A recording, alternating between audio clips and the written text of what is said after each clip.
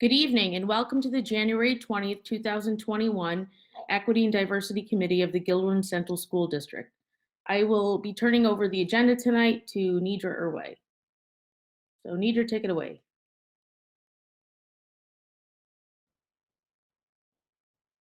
Hi, everybody. Excited to be back, as I'm sure all of you are as well. The first thing on our agenda tonight is to approve the minutes from the December 15th meeting. So in the agenda, there's the link there that I've put in case anyone wants to review the minutes. And when we're ready, you can go ahead and raise your hand to motion. Need someone to motion to approve the minutes for the last meeting. It looks like Mirzad has his hand up to motion to approve. I have a change I wanted to see if we could make to the minutes. I thought that it would be good to put in the minutes the discussion, just the idea that we had a discussion last time about whether it was okay for all of the leaders to be white people. I think it would be good to put in the minutes that we were heading towards having all of the leaders be white people. And then I said that I thought it was ironic to have all white people leading a diversity and equity committee, and that we needed somebody of color, at least one person, to be a leader. So I think we should memorialize that discussion by putting it in the minutes, because I think it's important. I can make note of that and add it to the minutes. Awesome. Okay. I guess I should ask if anyone else has any comments or things that they would like to see added to the minutes before we approve.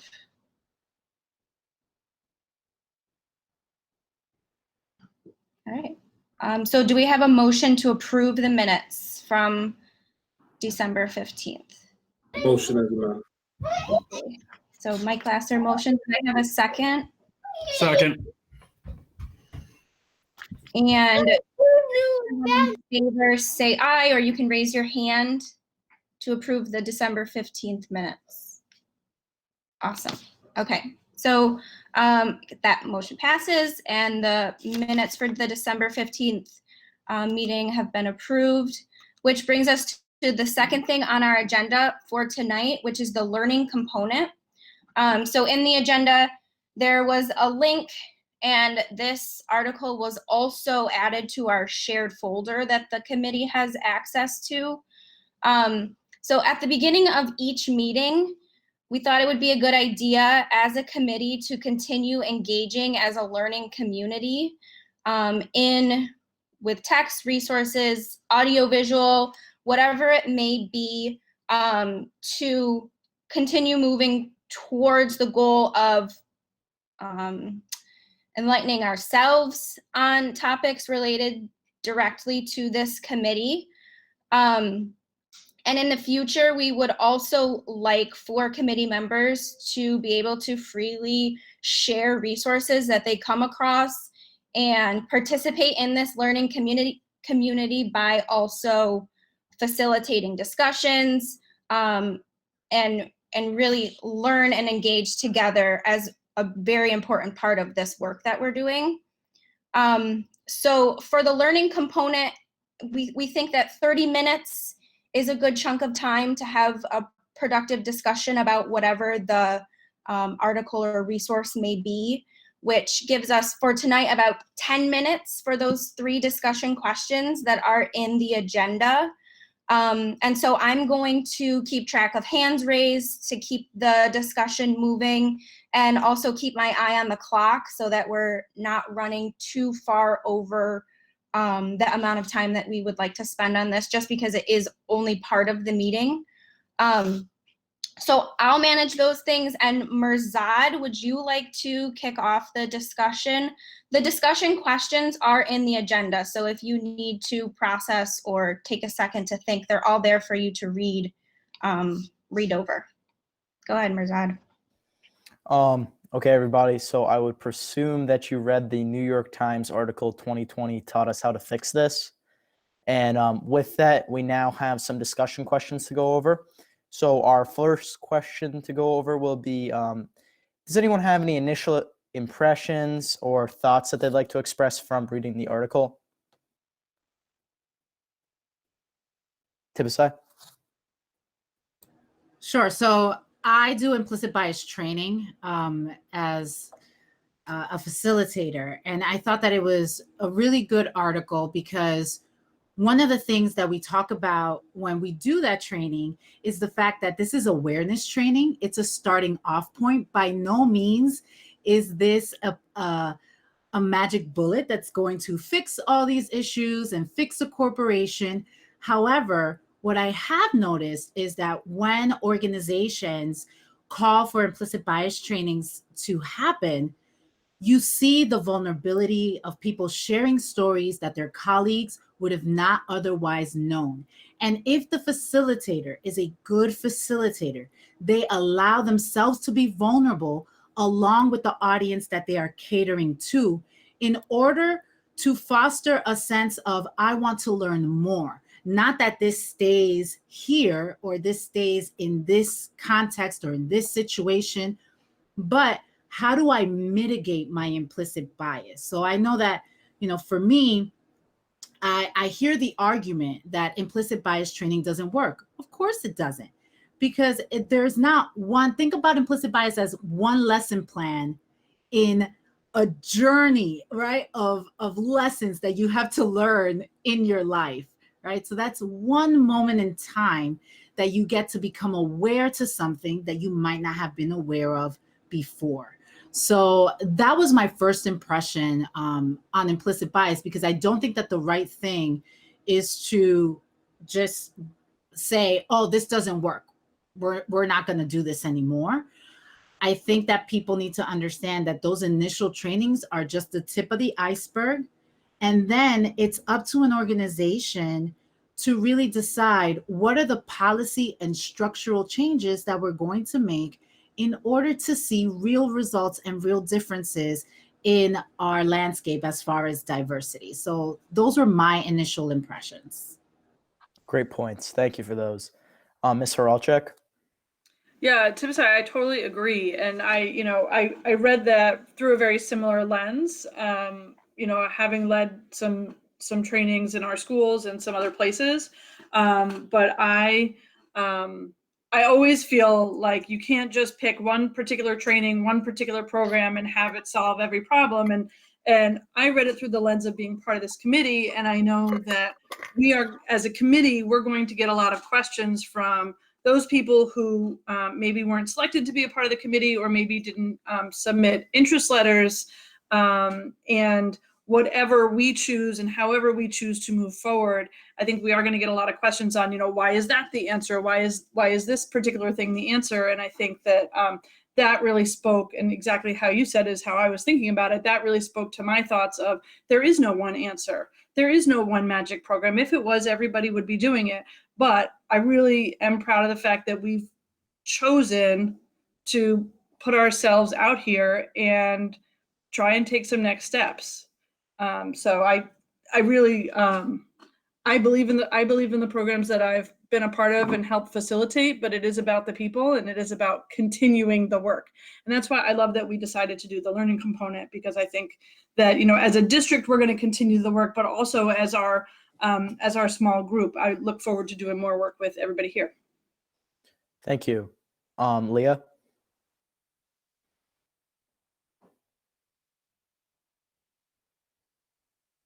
So, Leah?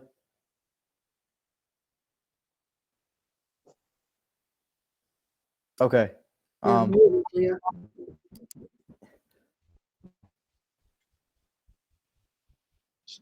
We can't hear you. You can feel free to type in the chat if you're having like audio issues, and we could read Okay. out what you have to say. All right. I'll go to the next person and we'll come back to her. Sandra? Yes. I don't really have a big history of diversity training, just the usual corporate stuff. But I was really excited about this article because my first thoughts on this sort of thing were when my son played for Afram's soccer when he was younger, and they took kids from all over the community. So it wasn't like rec soccer. It was like the first time he was exposed to kids from multiple school districts, and he really had an opportunity to, you know, high five and hug on and chase around and like just really be with kids that were different from what he had experienced. And then with my daughters later on, my daughters with Down syndrome, you know, with people with special needs, I mean, the advocacy is always integration, you know, getting them involved with physically being in the same spaces with typical children. So that's always been like a huge part of my belief in how to get people learning about each other, like internalizing that, not just training them, but it really is being in the physical spaces together. And so I think that's going to be an interesting thing for us to figure out with school, because we only have just so much space and just so much opportunity to different kinds of people, you know, just and how we're going to figure that out. But I loved the article, and I look forward to figuring this out. Elizabeth, was your hand up? Yeah, it's interesting how people are having different experiences of the article. For me, I felt that I was surprised to have such a negative article as our first thing to read for this committee, because it was basically saying, well, this doesn't work. So I don't know, you know, go ahead and do your training, but it doesn't work. I mean, so I felt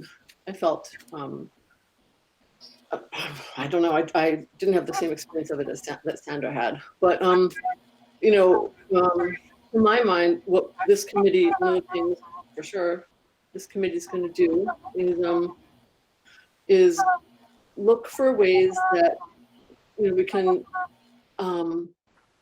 change things, you know, objective things. It isn't all touchy-feely necessarily. It isn't, oh, you know, let's worry about whether this makes white people feel bad, which is something that was in the base article. That we read one article, and it was based on an anthropological study.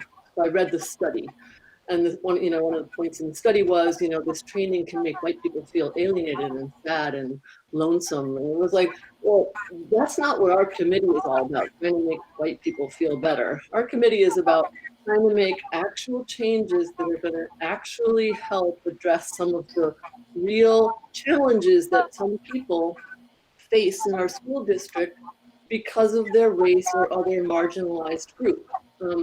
White people will have all sorts of challenges, for sure, but those challenges will not be based on the color of their skin. They'll be based on, you know, other things. They're having issues with all sorts of things. You know, their parents, you know, their abilities, you know, their interests, their friends, but they won't be based on their race. And so I think it's really important to you know, to realize that we are doing something that is very tangible.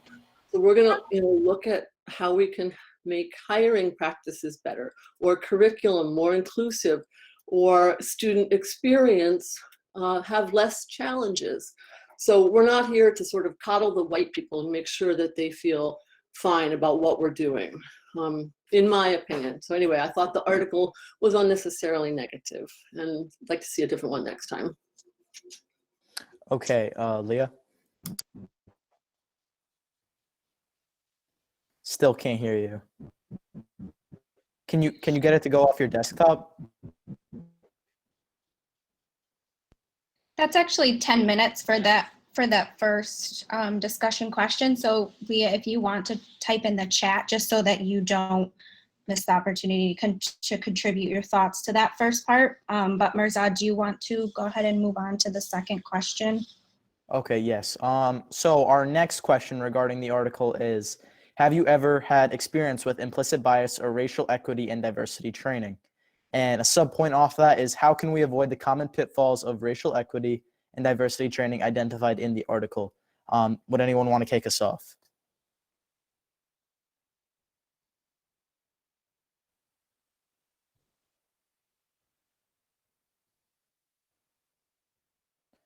I don't know who had their hand up first. Oh, it says, Joe. So experience I've had with training such as this is when I worked at Capital Region BOCES, I was part of a state ed funded school improvement network. And one of the partners in that was called the Technical Assistance Center on Disproportionality out of NYU. And there was different research and training that they provided to help us explore those topics. It seemed each training meant you learned so much more about what else you needed to learn. You know what I mean? It wasn't like this sequence, we do it and we check boxes and we're done. I mean, it was great stuff. It was wonderful to learn from. So what was the second part of the question again?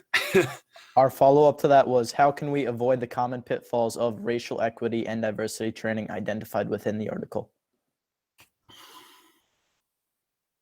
I don't have an answer that jumps off the top of my head. I apologize. No worries.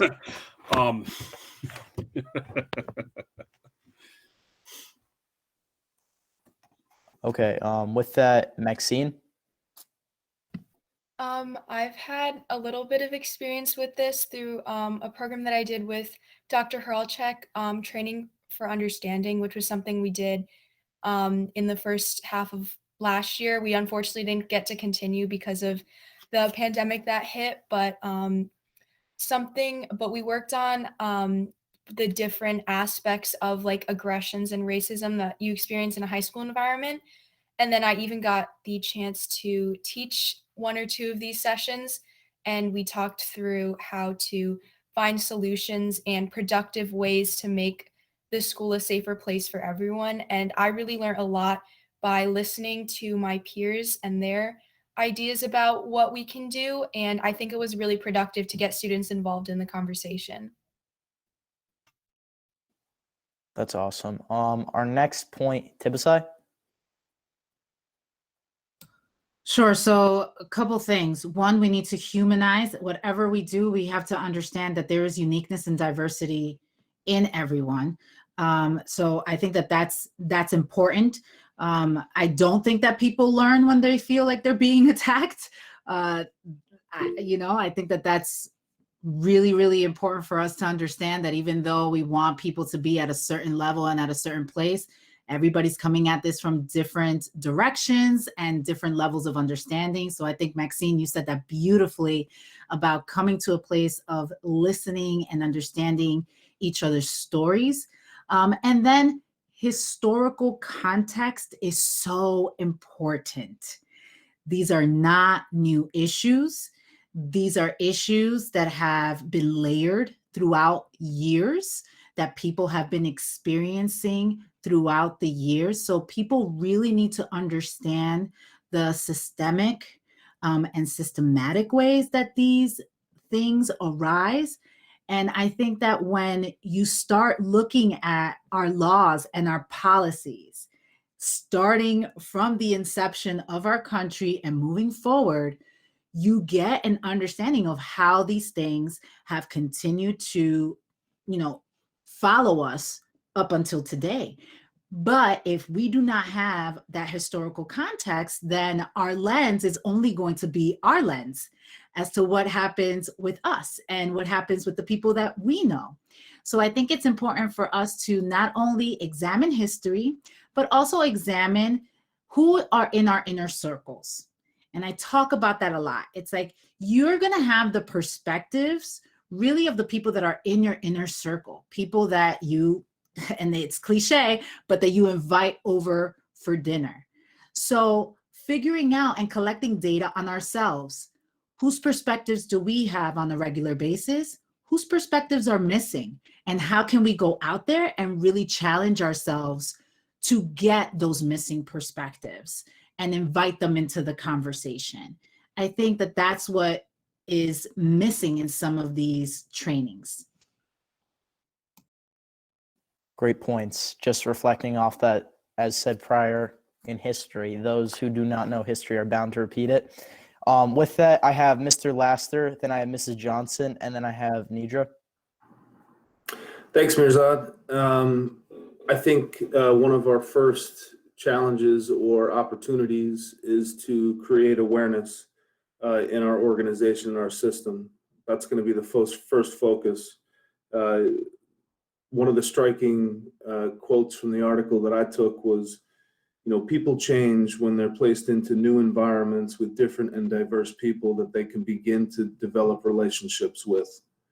So I think we need to, as a system, find ways to make that happen. Third, I think we need to recognize that while we do this, we need to welcome and not avoid uncomfortable conversations, because they will come, and that's okay.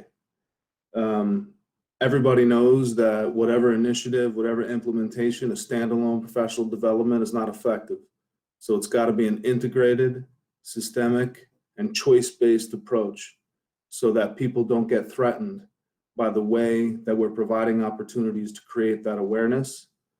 And then last, some ways that myself, I've created awareness for my own being is, some of the Project Implicit work with Harvard University, and also Blind Spot as a text can be utilized as a resource as some pretty interesting conversation starters. So I know we've utilized those two resources at the middle level over the past few years. So I think systemically we should take a look at those. Thank you, Mirzan. Yep. Great. Mrs. Johnson? I think really I'm echoing a lot of the other thoughts, but my hand was up. So I remember attending, and we talk about it kind of historically, attending a PD probably around 2007, and it wasn't coined equity and diversity. It was that I was chosen to be on a committee about bullying. And I remember going to the PD, and really the questions that we were presented with and the trainings and activities we were included in really were, how are you treated differently because of something you've done? And so I feel like the problem lies with what Mr. Laster said about, I had made a note before we started about just really not getting too far before we just raise awareness. There's got to be something where we give folks permission to be candid, and in environments where they're not feeling like they're isolated in a small group without feedback or without talk back, that somehow candidly they can have permission to share their experiences. Great. I have Nitra, and then I have Barbara.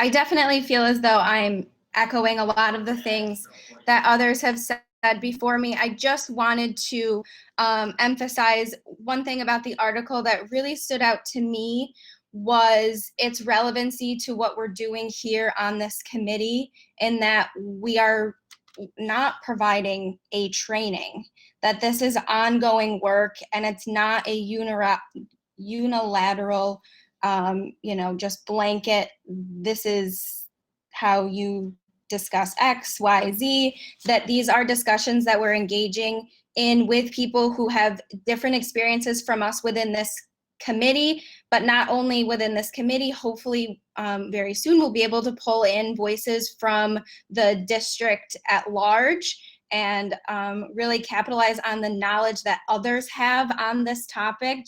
On this committee we have Tibisai, who is so versed in this specific type of training. I'm sure that there are people who are connected to the district who have expertise that we can pull from and really use the resources that are at our disposal, because myself personally, I am not an expert on all things related to equity and diversity.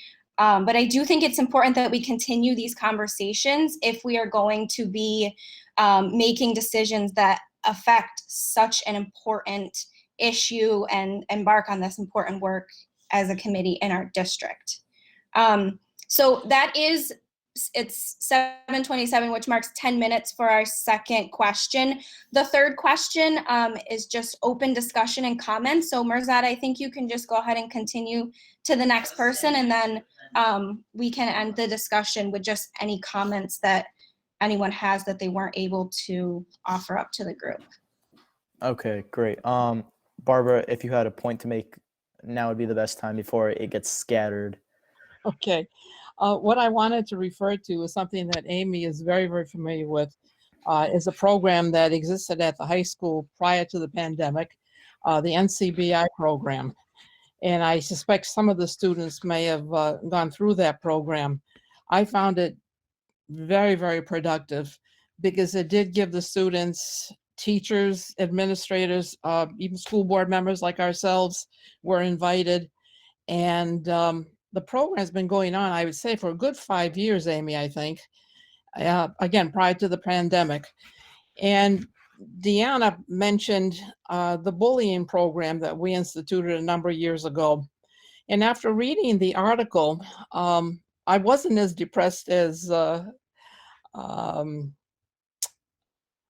trying to think, Floyd Mayer was, because to me, not just reading the article, but then reading the commentary afterwards, I found that the vast majority of people were basically saying, just get people together, have them experience things together, be it in a gym class, in an art class, or a club or whatever, and that their response to this, what they call artificial training, was very negative, but their lived experience was very, very positive. And I think that's the direction that we're heading in the sense that we're recognizing that we have to experience each other. And I think we're making a good start here. So as I said, I really found the article very interesting, but the commentary that followed it, perhaps even more interesting. Great. With that, we're now taken into a general portion of the discussion. Is there any general comments, questions, concerns regarding the article?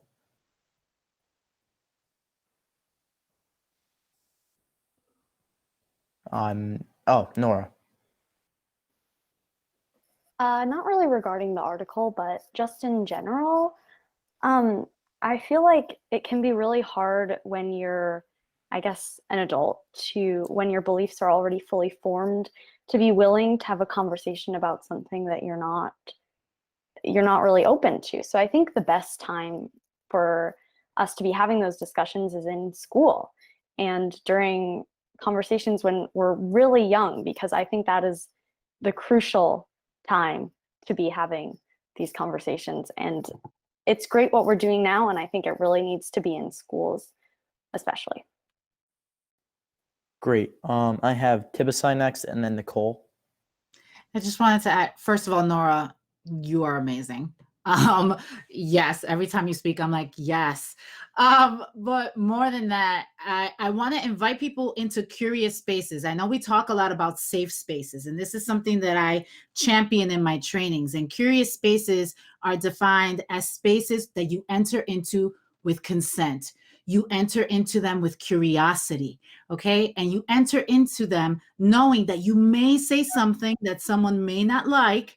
However, the purpose is education. So we're going to extend grace to anyone who says something that someone else may not like for the purposes of understanding, and that we listen with a critical ear, open mind, and that for those of us who may have those experiences that are being spoken about, that we can share openly, again, for the purposes of others learning. I think there's been a lot of discussion around, I'm a person that's marginalized. I don't want to have to educate all the time. And that's why the consent piece becomes so critical in these conversations. We have to know that. I hope that in this committee, we're all entering into a curious space, that we're all committing to going after those difficult conversations and opening each other's eyes to our perspectives and our experiences. And I think that that will lead us on the right path. So that's just what I wanted to offer up to this group, is to always be in a curious space. Awesome. Nicole, if you still have your hand up, now would be a good time.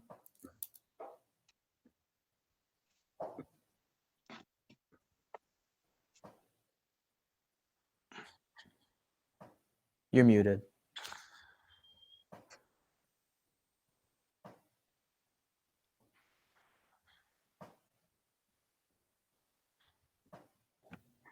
I apologize. Of course, my camera's off and then the mute, but just to wrap up very quickly, I don't have a lot different to say than the two ladies that spoke before me. I think all those points were what I wanted to say about making the change. It is extremely important to start with our youth and in schools and the education, because I'll be honest, that's what got me wanting even more, is how my children talk about equity and diversity and race and all kinds of topics. And I think that we need to find a way for people to want to learn, make it so they're comfortable in asking questions and not feeling like they that they're wrong or they don't know anything. It's really just like motivation, it's intrinsic. We have to somehow work with people to make them want to learn and do things differently and see that there needs to be a change.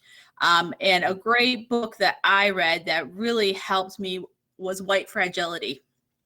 That was it, and I forget the author's name and I feel awful now, but I can get that. But it was because it spoke to a lot of things that I was learning as I was growing up, because we didn't have these discussions. And although it was a bit ago, it wasn't that long ago, it's a shame that we didn't have these discussions in school. So I think that's just what I wanted to add. Andrew? Hey, I spent a lot of years at the state of New York, and I spent a lot of time teaching diversity and equity and sexual harassment and all those sorts of trainings. And one of the things that I tried to bring out with everyone, and this builds on what Tibise was saying, is that you have to enter into every encounter with people with patience, kindness, and curiosity. Okay, so there's an underlying way of respecting people that we need to follow no matter what the issue is. And I think it's important to cultivate those particular virtues, if you will, and that's the mindfulness thing. That's another way of defining mindfulness. The other piece is, in all the training that we did in my 35 years with the state, if you send people back into the same environments they were before, without any change in the environment, the awareness and the training is great. But just like Brooke says in the article, okay, you got to put bodies from different groups in the same room on the same team. And if you think about it, each classroom is a little learning team. Okay, so how do we create diverse learning teams? We are a learning team. Okay, and how do we get people into that mode of always learning and not knowing? Because we've got people who just know that that person is this or that person is that, and nobody can be summarized by a label or a sentence or even a paragraph. We have to enter into every conversation, every encounter with patience, kindness, and curiosity to find out a bigger picture. With that takes us to our final speaker of the panel, Nora. Hi, so I actually did some of the NCBI training, which was really amazing. And I think one big thing I've seen with it, especially, and I did the training for understanding, is the audience. When you have students, when you have the mix of staff, like there's like an atmosphere that you create. And I think, it can get like, oh my God, my English teacher is sitting right next to me. Am I gonna, do I feel like I want to spill my guts about something, I'm worried about? And I think kind of being inconspicuous and trying to bring out that, like they had this exercise called Up and Down where you talked about, or well, you didn't talk, you just shout out, you're like, okay, I want you to stand up if this applies to you. Like, oh, stand up if you have a brother, stand up if you have a sister, stand up if you're raised with one parent, stand up if you have two moms, two dads, where you're from, and like just appreciation, like kind of just bringing out differences but celebrating it, and like people would like clap, and you're like, it's just something that like, it's not like pointing at you like, oh, look at you, you're so privileged, you have 2 parents, you never really worry about what you're going to get for Christmas. Like there's something about like celebrating differences, because I know it can get hard, because a lot of people are like, yeah, you're pointing at me, you're attacking me. Like, it's not my fault that my parents are still together. It's not my fault I have a great education. There's certain things, and like Nora said before, like people get defensive. They're they're ingrained what they've always thought. So they're like, you're just trying to push something onto me, like push away thinking, like I think there was a student, I was like, I felt kind of forced, like you don't want to have that way going into it. So I think it's important to like know your audience and find a way to make everyone feel like there's like an open space, because it can be hard when you have like administrators, you're kind of like intimidated, or your classmates where you're like, I have to see this person every other day. So I think that's really important. Okay. Well, thanks everyone for engaging in that amazing first discussion. Something I just wanted to mention, there are a lot of resources, links that people are dropping in the chat. And as I mentioned, going into the learning component, that is definitely something that we are looking for you to share resources that were impactful or that you feel would be really great. Thanks, Dee. Really great topics of discussion for this committee to engage with. So I don't think that we have it set up yet, and someone else can correct me if this has been created, but we were considering creating an open Google form for this purpose exactly, that it would be a place for members of this committee to go to submit the title of a book or a link to a powerful video, or maybe you're listening to a podcast and there was a specific episode that you would like everyone to listen to and engage with.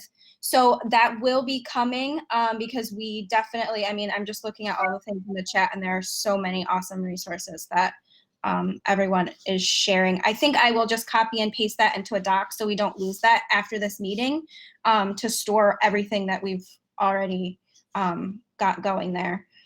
So Amy Razan, if I haven't missed anything, I think we can move on to the third thing on our agenda. Yeah, I Sure, think we're Nidra. ready to continue.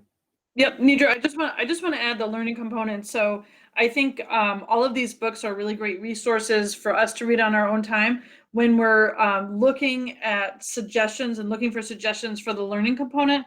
We're looking for something that's manageable, not only to digest between meetings, but also to discuss within a half an hour. So thinking like, whether it be like a TED Talk or a video or an interview or an article or a chapter of a book or something like that. But it is really great to give these suggestions because we know the people in this group are really hungry for other resources and other things to read. So. Yeah. Okay, so that was really great, everyone. Thank you for engaging and discussing so freely. Okay, so moving on past that part of our agenda, as a steering committee, we have come up with, as you can see in the agenda, 4 different subcommittees that we feel are pretty all-encompassing and really get to the meat of what was outlined in the charge that we all reviewed. So what I'll do is just read the description of the committees that we have. I'm wondering now if this would be a good time to share the Google form link in the agenda or in the chat so that people could perhaps read along or make their selections for interest. Amy Mirzad, do you think that would be a good thing to do? Yeah. All right, so I can drop the link to the Google form in the chat that you can use to make your selections.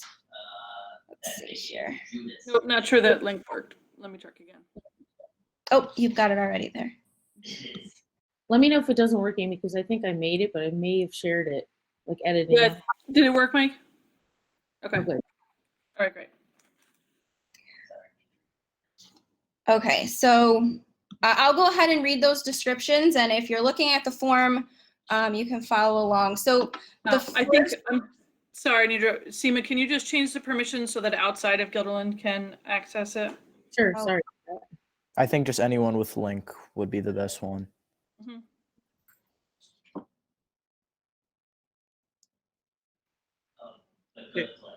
You can keep going. I'll Can I go ahead? Okay. All right, here we go. Okay, so the first subcommittee that we propose is an engagement committee. And the purpose of this committee would be to work with the community and schools to plan activities, curriculum, professional development, etc. The second committee that we propose is a communications committee. This committee would work with District Communications Office to develop a plan to regularly communicate progress to community stakeholders, including social media, prepare periodic reports and presentations to share with the Board of Education and the community. The third proposed subcommittee is a research subcommittee. This committee would read, review, and discuss relevant research, policy papers, case studies, or other published materials regarding issues of equity and diversity. They would also seek assistance from the district office team and other district professional resources for information, advice, or other support as needed. And the fourth and final subcommittee is an internal equity audit.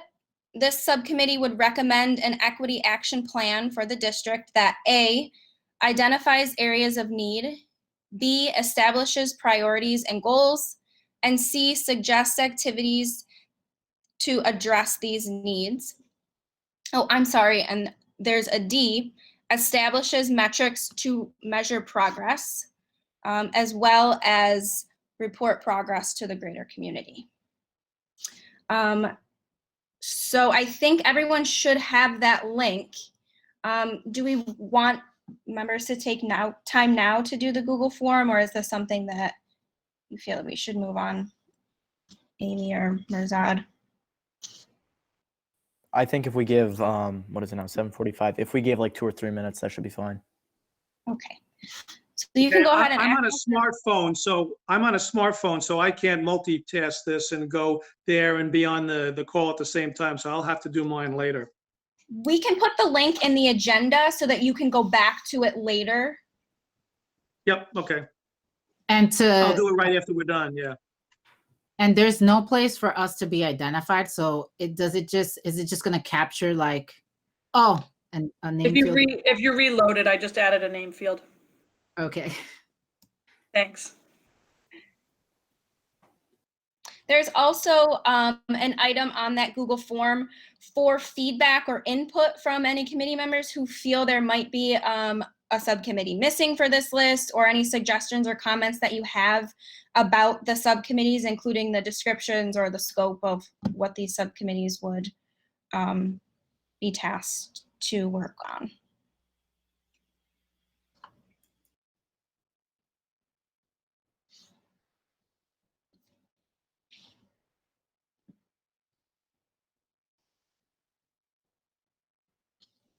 We've also discussed that these subcommittees would be a really great place to pull in other members of community or staff, students who were not chosen to be on this standing committee, so that we could only increase the number of voices that are being heard and the amount of input that we're getting from people from all, different backgrounds and experiences. So that's something to keep in mind. I also wanted to add this, that would also be a good place to bring in a student voice, in addition to the students that we have on the committee, but also to remember that our group is not just a one-year group, and will evolve throughout the years, as this is a standing committee for the board. So it could be that these subcommittees that we determine might evolve throughout the years. But it's a starting place.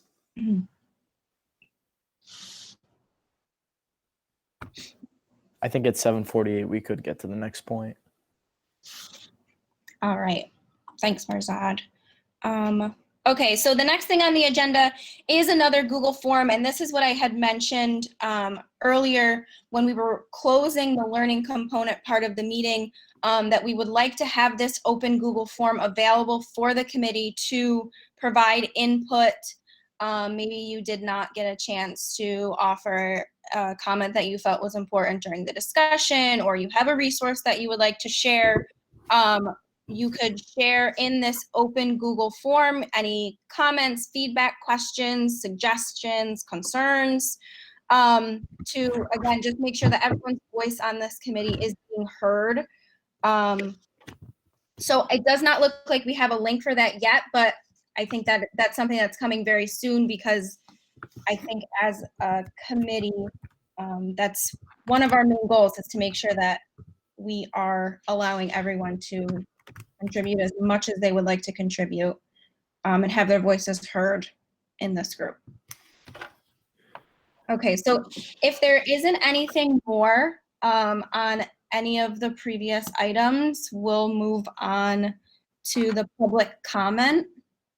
Does anyone have anything to add? Nidra, I see a few comments about potentially the use of a Google Classroom. But I'm not sure permissions-wise with everybody who's not internal with the Guilderland School District. I don't think it will play well. So I'm not really quite sure if that's a good option, but. We did try that, but everyone has to have the same email domain. So there's no way for us to join with the Hotmails and the Gmails and the @guilderlandschools.net. So that's why we landed on the shared folder, because it seemed like a way that everyone could have equal access to the resources, as much as I love Google Classroom. Okay. Is It there looks like Dr. Wiles has a hand. Oh, and Elizabeth. Is there a way that we can get like an alert or something if somebody puts something into the Google folder? I don't know if it's just me or if I'm not doing something right, or because it'd be good to know if somebody has put in a research thing or whatever. You know, also I was wondering with the public comments, I don't know if it's possible, but you know, if they come in, say some public comment comes in tomorrow and we're not meeting until a month from now, well, maybe the public comment could go into the folder so that we could look at it and think about it and, you know, stuff like that. I think those are both really great points, Elizabeth. As for the folder, I'm not sure if there's a way to set up notifications if you just drop something in, but I'm sure that if we add something, I don't think it would, we all have each other's emails. So to send an email with the source link or just a notification that it's there would be a good idea. This is Andy. All of the documents shows a last updated date. So if you check it once in a while, you can see when it was last updated. That's good to know. And is there a way to create some kind of running public comment for each meeting, or is that something that we usually wait? I mean, they get emailed to the district clerk. Sometimes they just get emailed to me directly. So we can just make a separate folder. We can upload them to there, because there's regular board public comment. So if there's specific ones for this committee, we can just put in that folder if that works.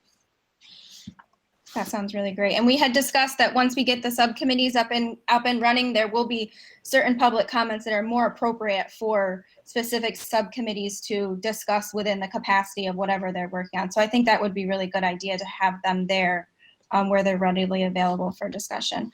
Dr. Wiles, I see your hand up. Nidra, I was just wondering about the process piece. So everyone is making their selection on their choice.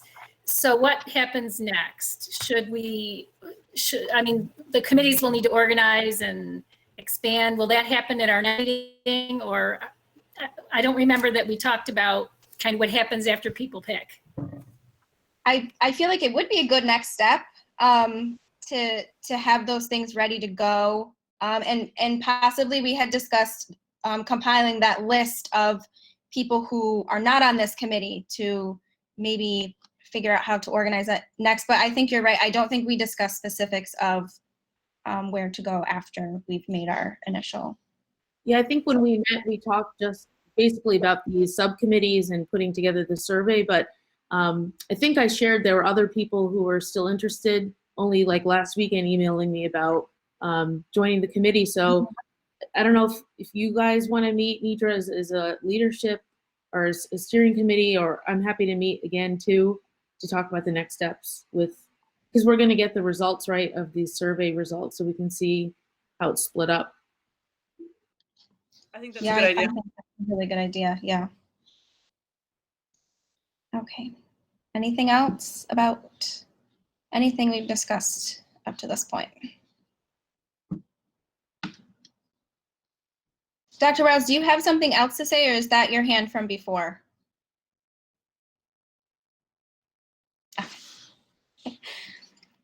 Okay, so we can move on to the public comment portion of the meeting. These are comments that were sent, I think most of them within the last week. And like the board meetings, we'll read the comment out loud. And then as a committee, we can decide how we will address them and follow up in the next meeting. We've also talked about compiling them somewhere where we can keep track of who would be the best subcommittee to have a discussion about this and address it. So tonight we have 3 public comments, and I don't know if any more have come in since this meeting has started. So I'll just start with the 3 that we have, and then if anyone else who has access to that email wants to just send them along, I can read them. The first is from Miss Karen Lewis. She writes, as I have been very vocal about my support and my concern for this committee, I will ask for the 3rd time, when will Ben Goes be contacting me to schedule a meeting to address my concerns about my perceptions of his anti-Black views? Given that this committee arose from the summer meeting where former Black students shared their experiences of racism at Guilderland High School, why was no effort made to attract Black students to the very committee designed to create a more equitable environment for them? Given that 4% of your school population is Black, why is the school's AP classes 0% Black? Are there college track or enrichment classes void of Black students? Why? What does the committee know about what systemic racism looks like from a Black student's perspective? Will you be conducting studies or analyzing what impact it currently has on GHS students? What prior training have you had? Why would I, a Black mother of a GHS student, believe that anyone on this committee knows what a diverse and equitable school environment should include for a Black child when I am not sure you aren't part of the cause for why those former Black women students experience such racism at GHS? Karen D. Lewis. Thank you for your comment, Ms. Lewis. The next is from Nicole Harris. She writes, what are some of the major accomplishments that you've had around issues related to diversity and inclusion? And what obstacles do you face to meet these accomplishments? Thank you for your public comment. The next is from, I'm sorry, I just want to get the name right, Dr. Michael DeLuke. He writes, hello, thank you for taking my questions. They are as follows. Who made the decision to include this type of training in the educational curriculum at GPS, which I'm assuming means Guilderland Public Schools? What evidence exists to demonstrate that this type of training program is necessary at GPS? Please cite specific examples of race-related issues that have been documented to have occurred on the grounds of GPS in the past 5 years to warrant such training. What is the desired end result of instituting equity and diversity training at GPS? Please define the difference between equity and equality. Furthermore, please show examples of where equity training enhanced equality within the same cohort. What scientific evidence exists to demonstrate that equity and diversity training is effective? Please provide at least 5 examples of published non-biased scientific research, not opinion papers from thought leaders on the topic, to clearly demonstrate the efficacy of such programs in school-age children. Please clearly outline the exact changes that will be made to existing curricula, including any current programs, educational material that will be altered or removed to make time for this additional training. What resources, fiscal, personnel related, etc., are being allocated to this program? Who is overseeing this program and its content, and to whom will they answer? What outcomes assessments will be done, by whom, and at what intervals to determine the efficacy, success of this program? Also, who is designing the proposed curriculum, and when will it be made available for public view and approval? And will there be a hearing to discuss the proposed curriculum? Regards, Dr. Michael DeLuke. So those are the only public comments that I have right now. Dr. Wiles or Seema, have we received any more? Nidra, I have one more from Jamie Young.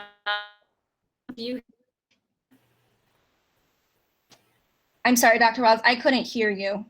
Oh, I'm sorry. I have another comment from Jamie Young. Do you have that one? Let me check my email. My computer is loading very slow with the Meet open. Would you mind just reading it? I'd be happy to read it if it makes it easier, sure. Thank you. It says, in order to ensure Guilderland's K-2 reading instruction gives all students, including ESL and learning disabled, equitable opportunity to become proficient readers, transitioning from a balanced literacy to a structured literacy methodology is urgently necessary. What are the obstacles our district faces in implementing such an important and overdue change, and how can we work to overcome them? And that was Jamie Young. Thank you. Okay, so that is the last item on our agenda. The final item on our agenda is meeting adjourned. Do we need a motion to adjourn the meeting, or can we? Yeah. Oh, it looks. Nidra, can I just add about the comment? I Yeah. think that, although we're not going to discuss the individual public comments immediately after we receive them, we are going to share them in the Google Drive. And as we said, I think that they are relevant to the different subcommittees. And so, the comments and the questions in the public comment will be a good guidance for us to know what questions people want answered. And so those would be a great place for the really very specifics to be discussed. Yeah, there's a lot to unpack in some of those. Elizabeth, it looks like you have your hand up if you would like to go ahead and unmute. Yeah, I forgot that you can actually electronically raise your hands. I've been just going like this all night. But yeah, I was wondering if we could, couple of things that came to mind because of the comment from Karen Lewis. One was, if people don't know what she's talking about, there's a committee in the high school that studies this kind of issue, right? I don't remember the name of it, but it's students, student-led, and it would be interesting, great if they could ever be invited to come and talk to us about what they've done and learned and focused on and still want to do or whatever.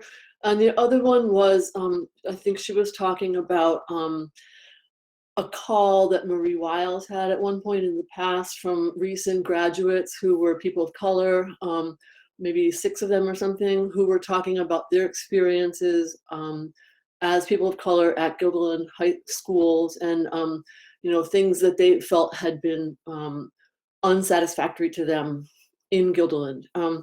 And we had mentioned at one point before that maybe there could be like notes or a transcript or something like that of that conversation.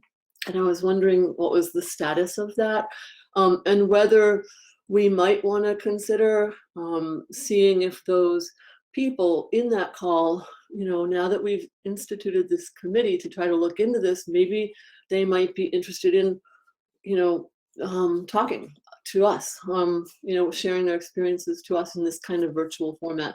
But anyway, I just wanted to raise those 2 points about learning from either or both of those groups' experiences, if they want to, as Tibisai was pointing out before.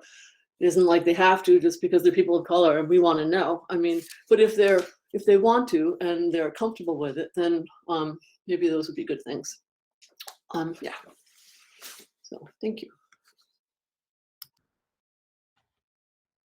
I'm not sure who was first, Seema or Barb. You can go ahead, Barb. Okay, I just wanted to, thank the people in the community that wrote, but I guess I just want to share a reminder that this committee is not focused on one area. One of the people mentioned our foreign language students that are learning English, the poor in our community, the people who come from various cultural backgrounds. So the people that are disabled and perhaps are in our special ed program. We are trying to make the best school district for every single student in this district. And in doing so, as I said, one of the things that the article originally pointed out, the more these people get to know each other, the more support we can give, the better the entire district will be. But the committee is not focused on any one area. In fact, one of the things that the school board has started looking at before the pandemic hit was our educational results and testing. And, notice that the poor amongst us were really struggling. And we were trying to brainstorm, how can we help this segment? We've done a lot with inclusion for our special ed population over the last 3 or 4 years. So we're making inroads, but we have to continue working to make it all inclusive for everybody to feel comfortable, respected, and have a good educational outcome. Thanks. Go ahead, Seema. Well, I just wanted to add, when we wrote the charter for the committee, there was discussion at one point about using the term anti-racism in the charge. And so for me, it was really important that we put that in there because I've seen diversity, multiculturalism work for years and years and years, and it's easy to avoid race. You can just take detours and talk about all these other things, that are also very important. But I don't want them to become washed out as they have been so many times in the past. I've done some work before, and I've seen the detours take place. And so, to me, having that term anti-racism and having race as a discussion, I think is crucial to this committee. I know that's not in the name of the committee, but I think having that in the charter was important. Couple other things I just wanted to say. Who was it? Elizabeth? Oh, in response to Ms. Lewis about the phone call from last summer. This committee, I think I think from what I understand, the board, we've been talking about this before last summer, but last summer definitely, catapulted the discussion even more. But I think one of the subcommittee's internal equity audit, that could be a great place to kind of look and see what's already happened at the district in the last few years. And I think having the transcript, and I think we do have the transcript or notes from that discussion, that would be a great place, I think, to start having that. And the public comments, like Nidra mentioned, there's a lot to unpack, and sometimes we get a couple public comments. So I think, like I mentioned in the chat, I'll put them in the drive, or in the folder, in the drive, and then so people can read through them, and then we'll decide how to address them. From doing the board stuff, I think when we try to answer the questions or address them at the current meeting, it never works out well because we don't have all of that background info. We don't know what work has been done prior to this, and it usually turns into a mess. So that's just my suggestion.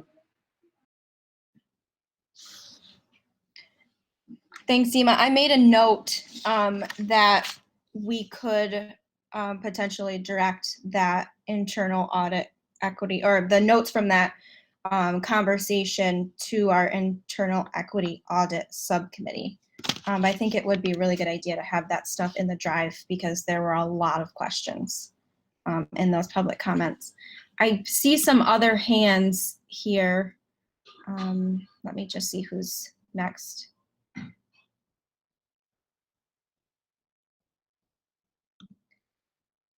Moving real slow here. Louis, it looks like you have your hand up. Oh, yes. The public comments, I think they are on very important topics, which we may want to do some research on. I have a question about where they are gathered, how they are gathered, and looks like that comments are very useful. How do you gather these comments? And we may want more people to know the place that they can submit these comments. Nidra, I can answer that. Before these meetings, just like board meetings, our communications office will send out a school messenger saying, here's the information about tomorrow's meeting and a link to the YouTube channel to see it. And what we've been doing, well, what we've done for tonight's meeting and what we do for our board meetings is we remind everyone that if they wish to submit public comment, because we're all virtual now, that they should send the email to a particular address and write public comment in the subject line. And that's how we know that that's a message that they want read publicly, as opposed to just for our information or communication. So it goes out before every meeting. Yes, so maybe most of the parents will be able to get this. Yeah, I'll ask my wife, see whether she gets and maybe we want to highlight this a little bit, just try to get more people notice on this in that email particularly, maybe. Yeah, thank you. Thank you, Louis. Tibisai, you have your hand up.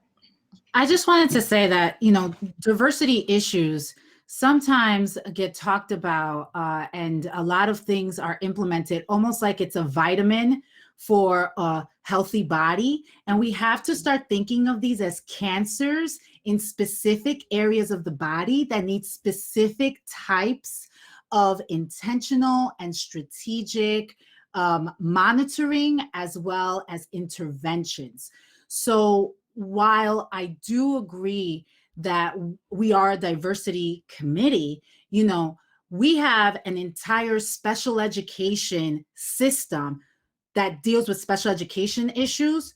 We do not have a race relations system that deals with race issues.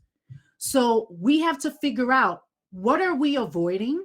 What are we walking towards? And how are we walking towards these issues? Because again, it becomes really tricky, as Seema said, to deal with this as okay, we're going to deal with this holistically. When we deal with these things holistically, unfortunately, the nuances do not come across. And then we miss things and we miss people. And there's a lot of intersectionality that exists within race, poverty, special education. A lot of these issues have, crosses in them. And I just really hope that we can be a committee of surgeons and not just general practitioners, not just a general doctor that's going to say, take an aspirin, lay down, see if you feel good in the morning, but that we're going to say, okay, what's the chemo that we need to exacerbate this issue, these issues in our body? So I wanted to offer up that analogy so that we can become surgeons.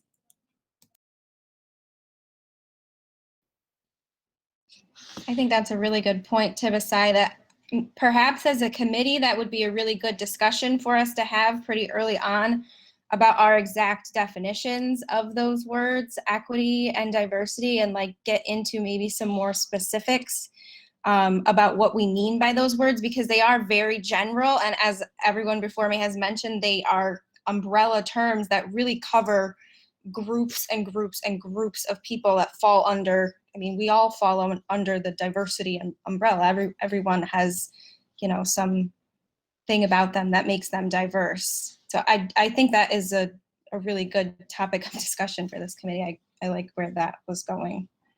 Do we have anybody else? Yeah, I have a question. Elizabeth, yeah, go ahead. We don't all fall under the diversity umbrella. We're not all diverse. Because first of all, like one person isn't really diverse.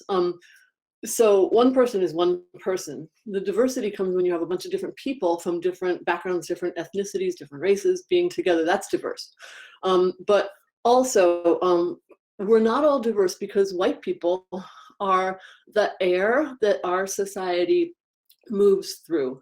Whiteness is not viewed as a thing. Whiteness is just the default. So if you're white, you don't say, oh, a white guy just walked in the room. You don't say that.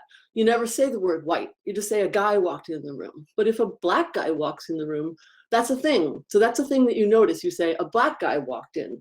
Being black becomes a thing that people point out, whereas being white is not a thing that people point out. So whiteness is assumed and it's the default. And nobody is discriminated against because they're white. So white people are not diverse, if you want to use the word diverse that way, although I don't think it's the right way to use that word, but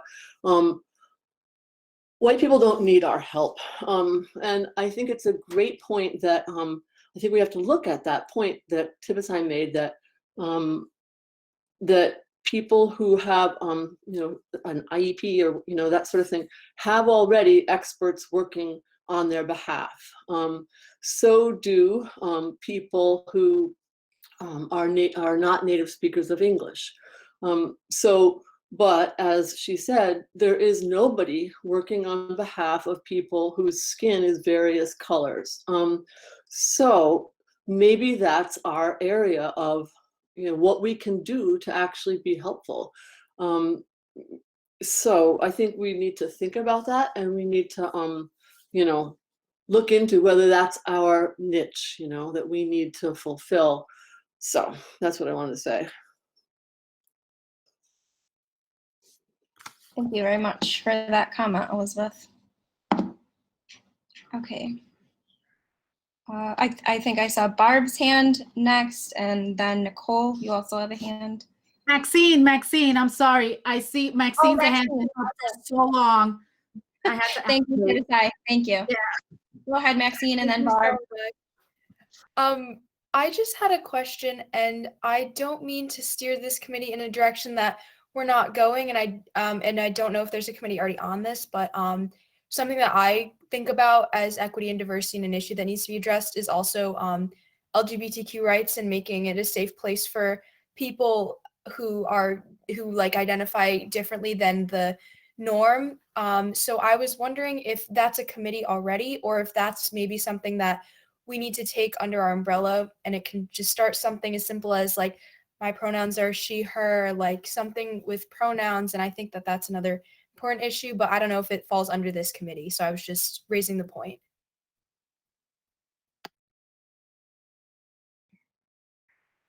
I think that's a good question, and a question that I also share. Okay, Barb? I guess there are a couple of points that I wanted to make. Elizabeth said that the white students don't need our help.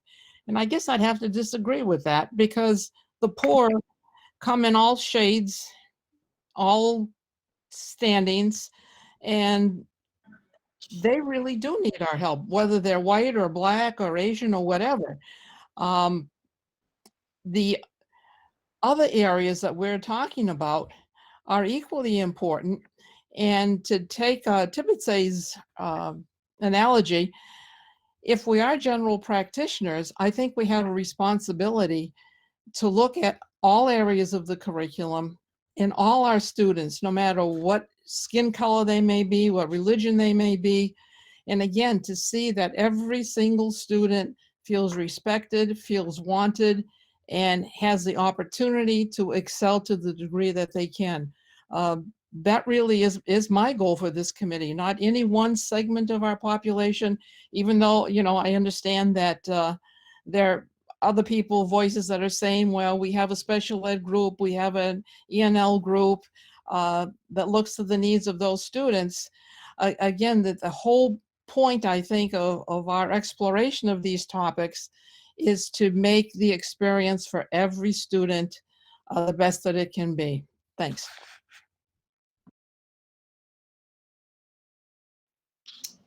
Nicole, I saw your hand next.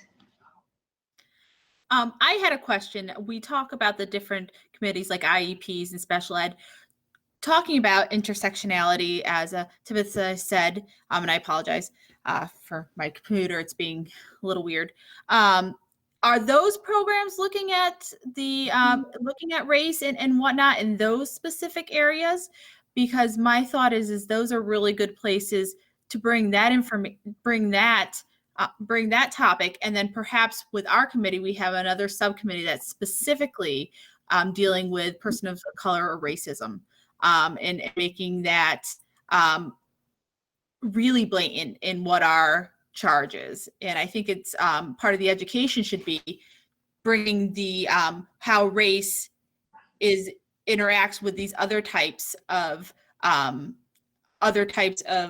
communities, again, like special ed and whatnot.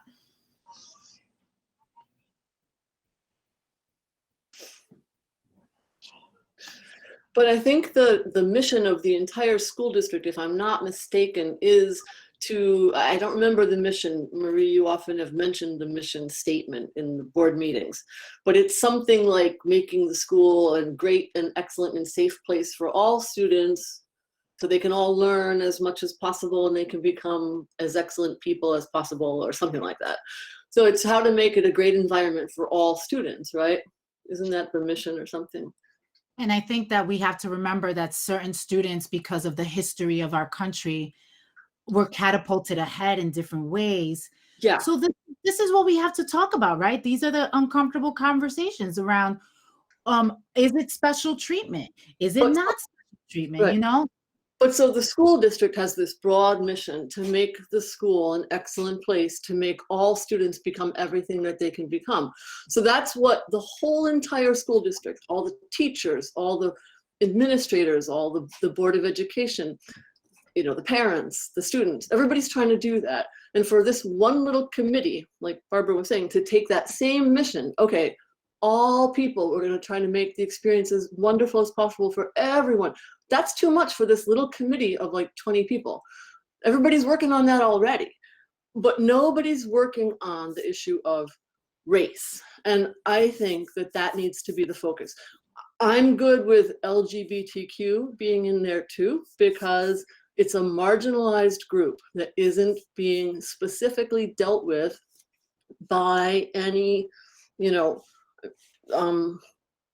school, you know, they don't have professors, they don't have, you know, faculty, LGBTQ, you know, programs in school. I mean, so it's a marginalized group. And but I think if we open it up to, as Tibisai was saying, you know, there's intersectionality, which means people fit into all different kinds of groups. So some people might be LGBTQ and they might be poor and they might be Black.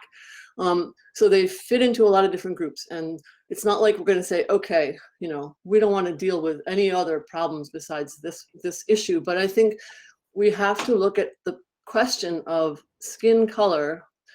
And, you know, people who are new to our district from Poland are not going to have the same problems that people who have brown skin have. And I think that, you know, ELL students are not necessarily the people that we need to be focusing on right now. I think we need to focus on race and, you know, ethnicity. So we need to focus on the people of color.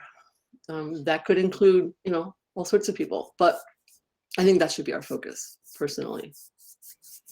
And I'm fine with LGBTQ being a concurrent focus as well. And Elizabeth, I think that was my point of saying that, you know, because we have these specific committees and whatnot, that perhaps part of our charge would be to bring in the racial diversity that needs to be looked at in these different populations. Go ahead, Amy. Those communities. Yeah, I think we're having a really great discussion here, and I really appreciate it. At the same time, I do want to respect everybody's time and our agenda, and I'm wondering if you know, I know we worked the learning component into our agenda, and I'm wondering, as we move forward, we think about the need for this committee to continue to have conversations. And I think that our subcommittees will be a really great place for that open discussion to happen. I think we're having a great open discussion, but like I said, I do want to make sure that we're following the agenda and following, you know, our time that we're setting for us. So it sounds like as we move forward in the larger committee and also in the subcommittees, we should make sure that we're working in time for us to process the purpose of our group, and to process working together as a whole.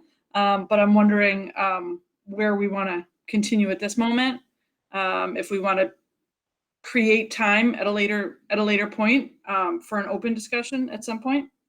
We are approaching I think the meeting was slated to end at 8:30, so we are getting close to that end point and have accomplished all of our agenda items. So I would concur, I think, Amy, that maybe we should figure out where this fits in with our smaller subcommittee discussion.